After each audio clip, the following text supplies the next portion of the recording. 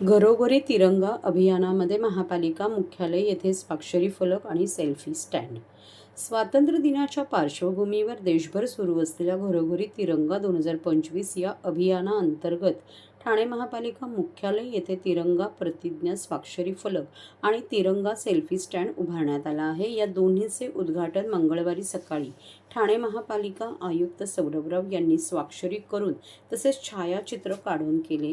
जिल्हा परिषदेचे मुख्य कार्यकारी अधिकारी रोहन घुगे, महापालिकेचे अतिरिक्त आयुक्त 1 संदीप माळवी आणि अतिरिक्त आयुक्त 2 प्रशांत रोडे यांनीही या तिरंगा प्रतिज्ञा स्वाक्षरी फलकावर स्वाक्षरी केली. घरोघरी तिरंगा 2025 या अभियानात ठाणे महानगरपालिकेतर्फे 15 ऑगस्टपर्यंत विविध उपक्रमांचे आयोजन करण्यात आले आहे. मॅरेथॉन स्पर्धेत तिरंगा प्रतिज्ञाही घेण्यात आली होती. तर स्वच्छता अभियान, महापालिका शाळांतील विविध कार्यक्रम, सांस्कृतिक कार्यक्रम यांचेही आयोजन करण्यात येत असल्याची माहिती यावेळी महापालिका आयुक्त सौरभराव यांनी दिली.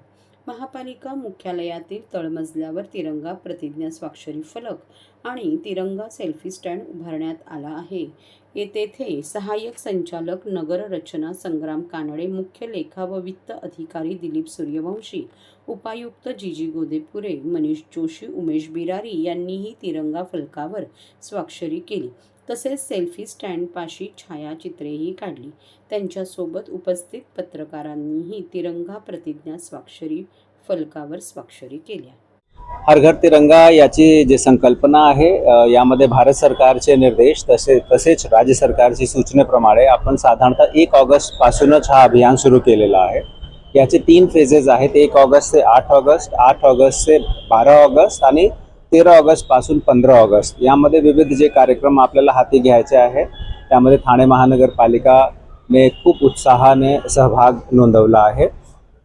हेतू याचा एकच आहे की तिरंगेबद्दल गौरव, तिरंगेबद्दल आपला जे अभिमान आहे ते समाजचे प्रत्येक घटकापर्यंत पोहोचला पाहिजे. यामध्ये विशेषतः आपण फोकस करत आहोत शाळेचे जे स्टुडंट्स आहेत, विद्यार्थी आहेत, त्यांच्यामध्ये तिरंगेची संकल्पना, तिरंगा आपले देशाचे जे प्रतीक आहे त्याच्याबद्दल अभिमानाचा बोध त्यांच्या मनात तयार करणे, याच्यावर आपण खूप काम करत आहोत आणि विविध यामध्ये उपक्रम आपण हाती घेतला आहे. आता नुकतेच आपण रविवारी मॅरेथॉनचं आयोजन केला होता. तिथे आपण तिरंगेबद्दल शपथ जेवढे खेळाडू होते, जेवढे धावक होते त्यांना आपण दिली.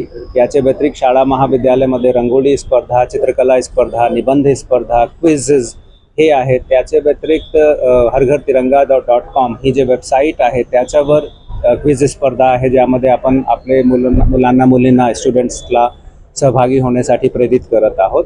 याच्याबरोबरच जे सूचना आहे भारत सरकारची त्यामध्ये आपल्याला कल्पकता वापरणे याचासुद्धा त्यांनी आम्हाला एक निर्देश दिला, ज्यामध्ये सांस्कृतिक कार्यक्रम, नुक्कड नाटक, बाईक रॅली, मॅरेथॉन, सायक्लोथॉन, थोडक्यात एक आपल्याला मोठ्या प्रमाणावर एक वातावरण निर्मिती करायची आहे तिरंगेबद्दल. यामध्ये ठाणे महानगरपालिका बाकी जे भारत सरकारकडून प्राप्त झालेली सूचना आहे त्याच्या अनुषंगाने तर कारवाई करतच आहेत.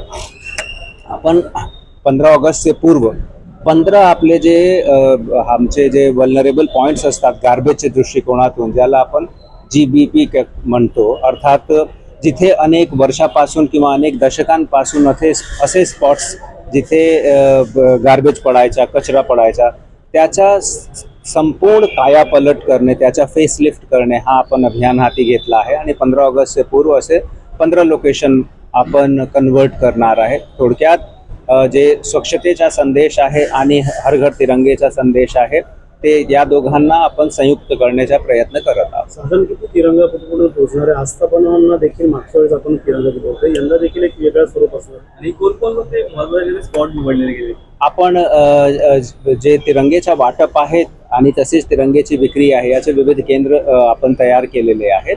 शाळा महाविद्यालयामध्ये तिरंगेच्या वाटप आणि विक्री याच्यासाठी आपण केंद्र तयार केले आहेत.